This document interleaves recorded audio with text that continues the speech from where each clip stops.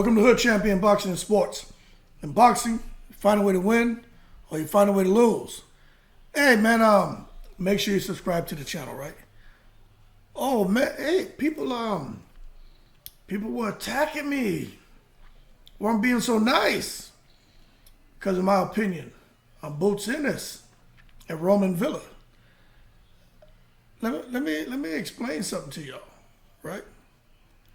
Look, I'm not a bandwagonist, and anyone who's been on this channel for a while knows I'm not biased to anyone, but I'm gonna give my opinion.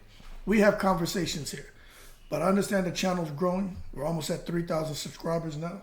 It's been about a year, and I welcome all comments.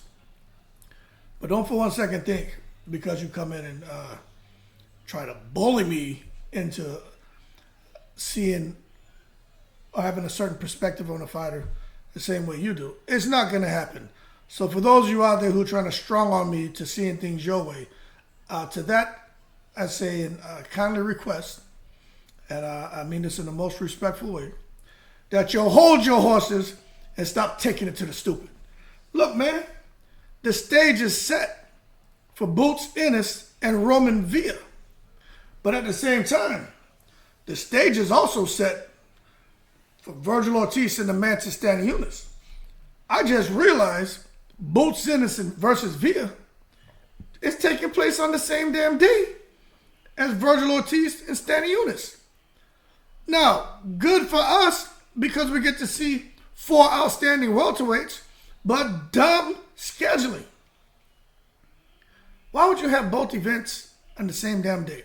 But I get it. Competition, limited dates. And that weekend just happens to work. But understand something, right? Whoever wins, and I'm going to keep this conversation solely on Villa and Boots. I may talk a little bit about some of the other guys, but let's just keep it here. Whoever wins this fight, right?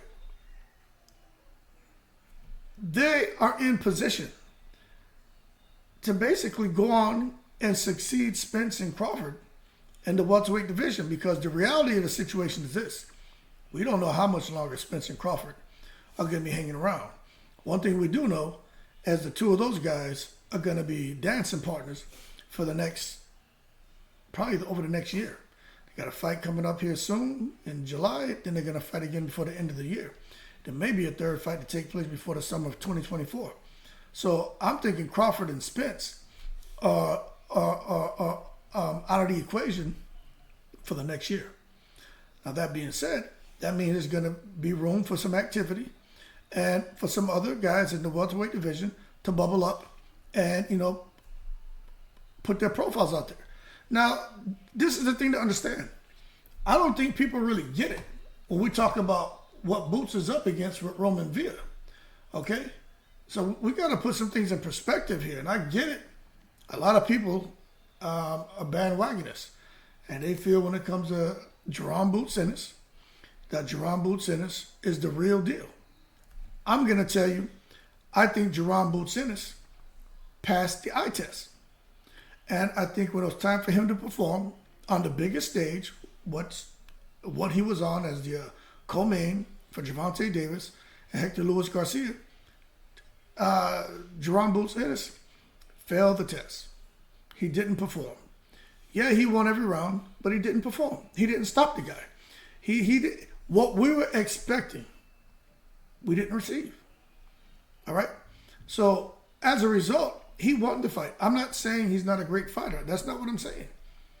But if you can sit the emotion aside for a second and be fair about our analysis of Boots Ennis, the reality is this. We don't really know what we have. Because when you look at his level of competition, people, if you're going to sit here and slam Terrence Crawford for his level of opposition, you're going to slam Roy Jones for his level of opposition, right? Some people slam Mayweather. How? I don't know. That just shows you people are ridiculous. But if you're going to give them guys the business, you better give Boots Ennis the business. Because with his record and them 30 wins and all them knockouts, who has he fought? And I'm not knocking him. What I'm telling you is he he passes the eye test. But I'm still not sold on him. But he has an opportunity. The problem is, right? We know what Chikadze ran around the ring. I'm not here to talk about that. But with this guy Villa, let me tell you what the problem is. It's 26 wins. 24 of those wins by KO. One loss. And I get it. When we look at some of these records for these guys, him in particular being Venezuelan and all that, coming from, look at who they fought, the countries they fought in. Look, I get it. Jaime Munguia, amazing record. Who's he fought? Zurdo Ramirez, amazing record. Who's he fought? I get it. I understand. But let me tell you something. Marcos Maidana. No one knew him, right? Another one of those guys. Nice record. Bunch of knockouts. No one gave him a chance when he stepped up against Victor Ortiz. Victor Ortiz made him look like he didn't belong in the ring for a split second. And then things went sideways for Victor Ortiz. Victor Ortiz was a puncher boxer. Extremely crafty. Very, very good. Felt that heat. Had a different opinion. Now, the thing with Boots Ennis, I'm not saying Boots Ennis is mentally strong. All right, I'll give him that. He's not going to just sit there and get hit and be like, hey, I don't know if I want to get beat up like this. He's not going to say that.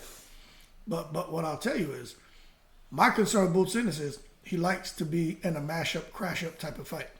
What I mean by that is he's okay with getting hit because he likes to tear up. He likes to back and forth. I don't think that's something that he should be okay with. Going in here with a fight with a guy who has a damn near 90% KO ratio. Right? We're just talking facts now. That's just not something he should be looking at. Now, when you sit here and kind of take a look at the tail of the tape, Boots Ennis has a 74-inch reach, and Roman Villa's at 70 inches. So Boots has a 4-inch reach advantage, but he doesn't always fight long. But he can fight small, he can fight long, he can fight on the inside. You see he'll sit in the pocket, catch punches, counter, mid-range, and on the outside. So Boots Ennis has shown us, against the level of opposition he's faced, that for the most part, he has power, and he can fight in almost any style, anywhere in the ring, and seem to be comfortable. But he wasn't very comfortable with Chikadze, and we understand Chikadze did admit, hey, I felt some power, and I wasn't going to sit there and let this man bang me up. Okay? So, to Boots' credit, sometimes it's not easy to catch a guy who is a great boxer with excellent footwork who can move around the ring. But what I'm going to tell you is now everyone's thinking, oh, Villa is tailor-made for Boots Ennis. Let me tell you something. Villa isn't that Canadian, whatever his last name, I can't remember, the Canadian who came down here with that outstanding record, right?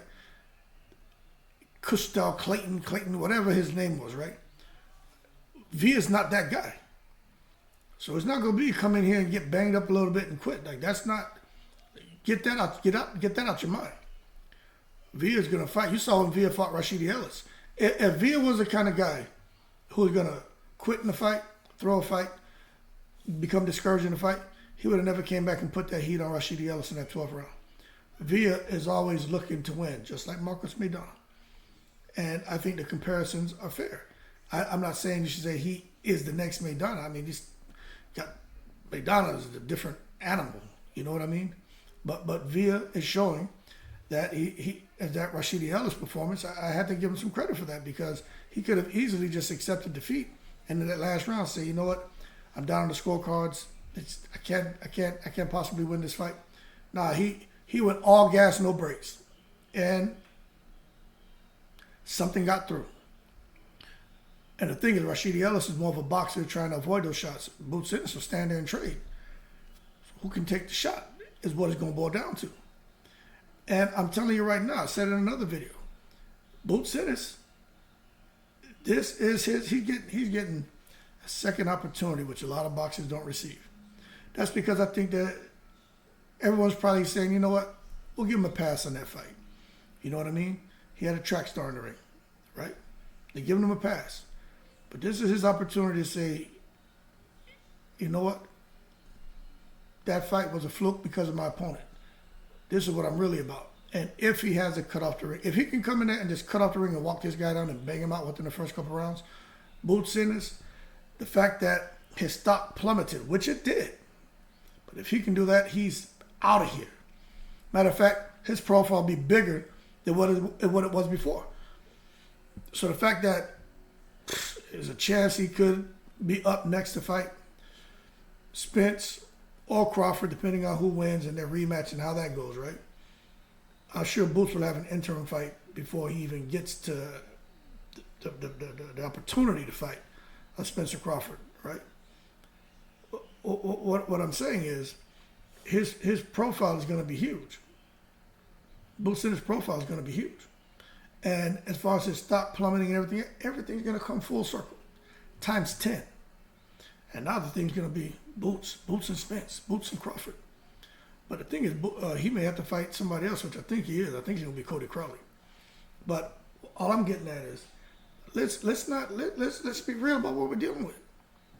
You know, a lot of people feel Boots Ennis is the best fighter out of him and Villa, right? And we've seen a lot of Boots Ennis. It's only right that you have that idea about him. When you think about Villa, not many people know much about him. I'm hearing he's Venezuelan, then I'm hearing he's Colombian. Someone said he's Argentinian. Let me tell you, the man's supposed to be Venezuelan, living and fighting out of Colombia. It's my understanding. But when you look at all of his wins and all of those knockouts that he has, right? And a guy like Villa, there's a certain amount of hunger there. You know what I mean? There's a certain amount of hunger there. And I'm just not sure, going into this fight, if I'd be a guy betting for Boots to win because he's the better boxer. Because I'm going to tell you this, the best boxer doesn't win on fight night. It's the boxer who fights the best. Or the fighter who boxes the best. And those are facts. So don't be so quick. Like with me, I'm not putting I don't gamble anyway. I don't gamble, smoke, drink, nothing. But if I was a gambler, man, I sure as hell wouldn't be putting money on Boots. Because you just don't know what direction this is going to go. That's all I'm saying. Now, if the secret society gets to Roiman Villa and says, hey, take a dive, I mean, we'll know. Because you get a guy who's never taken a dive, right? To all of a sudden come out here and quit. That'd be like Marcos McDonald just quitting in a fight.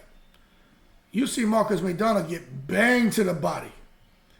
You see him get banged up hard. Josecito Lopez. Victor Ortiz he fought. That's shot by Amir Khan. You see Marcos McDonald get in the ring and get hurt, and he just can't quit. You see him hurt. You see him thinking about it for a split second. He come back firing. And I think that's what you got in Roiman Villa.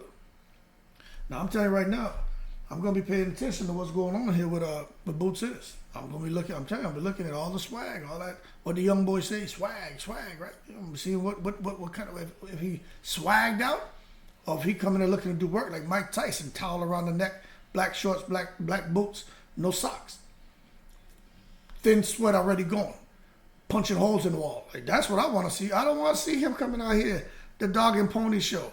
We don't want to see that from Boots Ennis. That didn't work out for him last time. And his dad and his team need to get this shit together. This is not lights, camera, action. It's not Hollywood. Get out of here. You about to fight, man. Come in there locked in. Because I'm telling you, this Roiman Villa guy is going to be locked in. He's in this position because he clipped Rashidi Ellis. No one expected that. And unknown. We've seen it happen time and time again in boxing. So I said all that just to say this. Roiman Villa against Jaron Ennis is an amazing, amazing fight. Okay? They're fighting on July 8th. They're going to be competing with Stan Eunice and Ortiz. And at the end of the day, two of the best young welterweights looking to succeed Crawford and Spence, because the bottom line is this, people, there's a turnover about to take place. But it is a banger. 30 wins, 27 knockouts. You got Villa, 26 wins, 24 knockouts. You know what I'm saying? It's an aggressive style with Villa against an aggressive style, but also boxer-puncher style in Boots Ennis. And there's not going to really be a puzzle to solve, in my opinion. It's just going to be who can actually put that puzzle together the quickest to see what they got in front of them and then execute the game plan. and then carry that out until he either get the stoppage or they go into decision. But I'm telling you right now, it's hard for me not to see this developing into a slugfest because they're going to be swinging for the fences. Jerron Boots Ennis likes that kind of fight. He's going to have a point to prove coming off of that fight against Chikadzian. And Villa has a point to prove to let people know, hey, I'm not going to just let someone outbox me and get behind the scorecards again. I'm going to take it out of the judge's hand like I did last time. And for that, you're going to get a mash-up, crash-up. That being said, y'all keep cool. Shout out to the veterans. Stop being so biased to these fighters. Jerron Boots Ennis, before he fought Chikadzian, everybody had him as the guy who was going to knock out Crawford, the guy who was going to knock out Earl Spence. Hold your horses. If you're still saying that, you need to reassess. You're not being fair. Because that guy who was with Chikadzian, that guy don't stand a chance against Earl Spence and Terrence Crawford. But we're going to see if he went back to the lab, tighten some things up. Because if he did, oh boy, he may be that guy. But we'll find out soon enough. Y'all keep cool. Eat something good. Take care of yourselves. In the breeze.